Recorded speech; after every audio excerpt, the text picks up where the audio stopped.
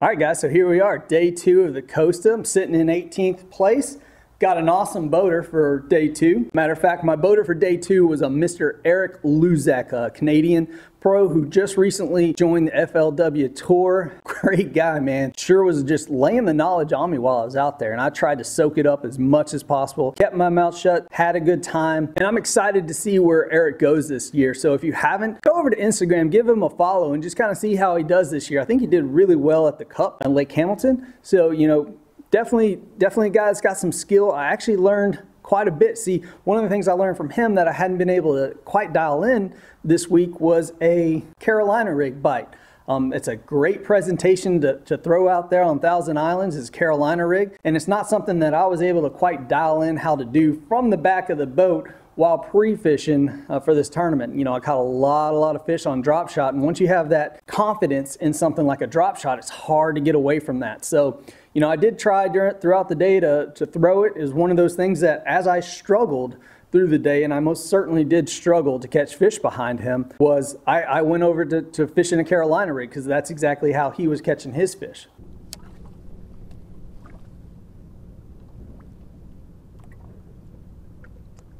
That's why it's too tight. There.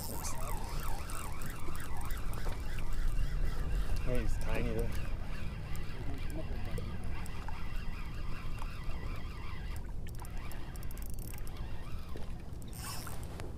Saw the boat. I can tell you when I'm ready here. Ah, he's tiny. Get up there, dummy. Thank you. Yeah.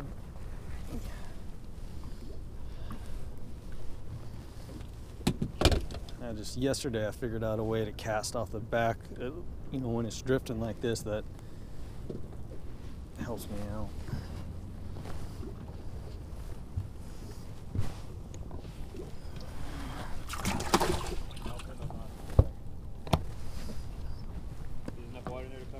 For now. Thank you for the net, appreciate it. Oh, ice cream! Caught some good walleye off the bridge. Like some massive ones.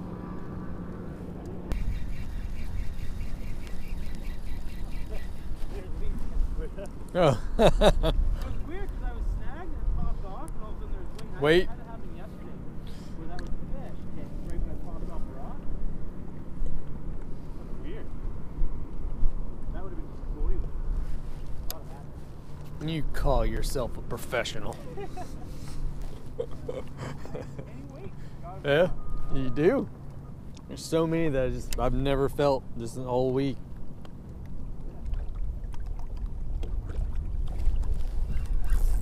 Like that one.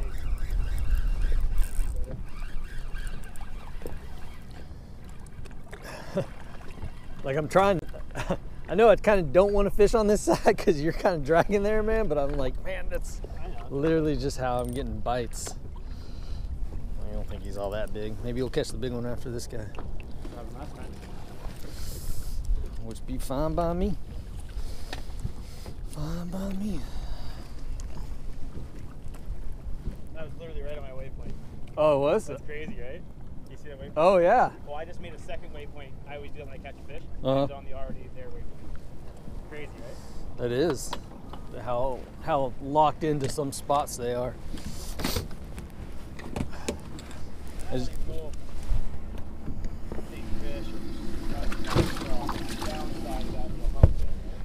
So I struggled, guys. I struggled to catch fish behind him. He definitely plucked quite a few up out of the water in front of me. I got a little disheartened, you know, seeing that. But again, that's part of being a co-angler. That's going to happen. You're going to see that. The boat's not going to be positioned to your liking, to the way that facilitates you the best, because that's not the boater's job. The boater is there to catch his fish that he's located. My job as a co-angler is to try to adapt the best that I possibly can to catch fish behind him. And for me, I couldn't get it done this day. You know, I struggled, but I also walk away with my consolation prize that in this event, you know, I learned a lot. He shared a lot of information with me.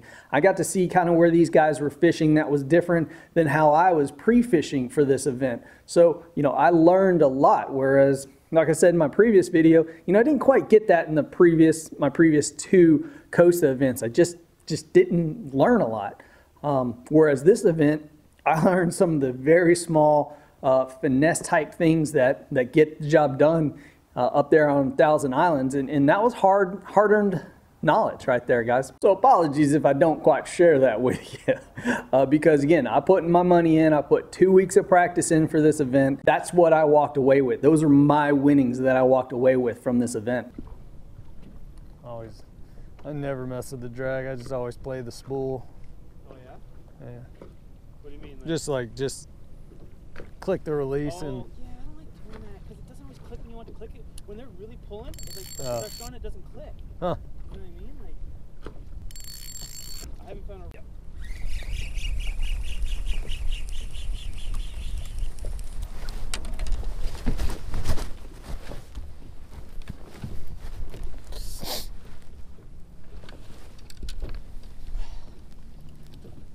Ready?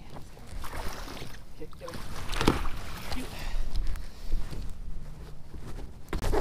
This is like, I don't know what's happening yesterday. I don't know how big these ones are today, but a lot of these like little ones that are like good to have, but not great to have.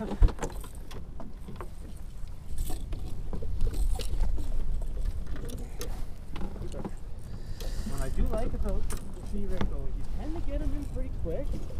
Like, you could probably leave your drop shot out there. It's risky to do that, but you might come back and pick up and have a fish. Pick up and have a fish. I'm not saying to do that.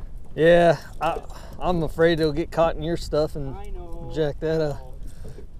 So in this part of the video, he's kind of telling me how to net his fish and how to very politely do so, because, you know, I was trying to get my line up real fast, and he's like, listen, man, you don't really have to do that when I'm Carolina rigging, because I can kind of horse these fish. It's a little bit different if I'm drop shotting, because yeah, then I might fight those fish out. Another little thing that he told me while we were fishing was, you know, you've got this small window to get these smallmouth in the boat during that first initial pull up. When they first come up to the water, you got a really small window. Now that's going to require you probably shooting that net under there and getting that fish, and which is not something I would be very comfortable with as a co-angler or a boater, having my co-angler do that. But, you know, there's a possibility for that to occur, so just be ready. You're gonna try the, Might as well. There, I've learned if don't fight what's clearly working. but the drop shot will get them. Yeah. Look at that. Yeah, I thought that was something. That was nothing though. He's little, whatever he is. Oh. Let's go to where he's at. He was stumping away though. And you're like, why aren't you setting the hook? Well, no, I knew you were feeling down. I could see it. I could see you on it. But like, you think one that thumps like that is going to be at least a bass. At least something. I did catch it. I caught like A weighable Goby. Yeah. I didn't weigh it, but like it was at that, like I could have weighed it. It was like over a pound, I think. Like crazy, man. They're getting so big. I've never seen one that big. That'd be hilarious. So here's my confession for this video. You know, I always tell it like it is. I always try to be very real with you guys and not sugarcoat anything. I mean, I could have cut the whole 6 fish out of my BFL and, you know, look like maybe like a superstar caught 10 pounds. But I always try to show the ups and downs, the good and the bad, my failures and my successes. That way you know, and you walk away with my videos, you know that I am telling you the truth, or I'm telling you my utmost truthful opinion, and that I'm not trying to sugarcoat it. You know, my fish died in the Costa.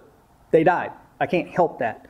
I caught 17 pounds and I got 16 pounds at weigh-in.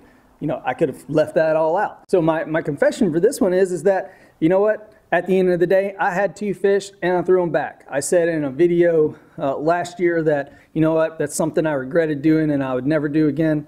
Well, I guess I lied, because I did it again. I had 2 fish. I fished for 2 weeks, guys. I wasn't there to weigh in 2 fish and just figure out that I placed 60th or something like that. I didn't care. Fishing for 2 weeks, trying to make another top 10, trying to catch a check, that's all I cared about. I don't care where I stand, the points or anything like that. I'm not going to the championship. I've qualified for 2 regionals. I'm not going to those either. That's not what I was after with this year in this competition. And I know my boater kind of took that as like, oh, he's disappointed with the day, which was absolutely not the case. I had a blast. I learned a ton. Most importantly, I feel like I learned how to fish for the higher quality fish there.